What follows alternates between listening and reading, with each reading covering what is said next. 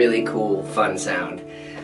So I think one of the characteristics about it that makes it fundamentally different from standard is you can let almost any chord type just ring out really nicely. It almost gives it sort of like a Celtic, Scottish sound to it.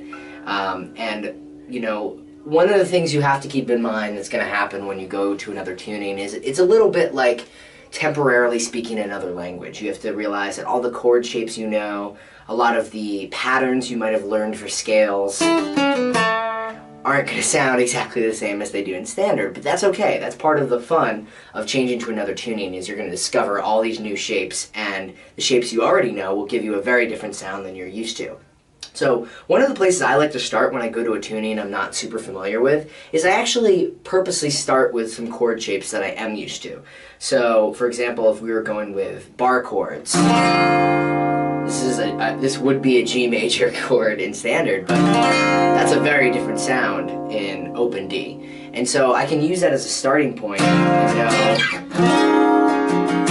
okay, the whole layout is going to be very, very different.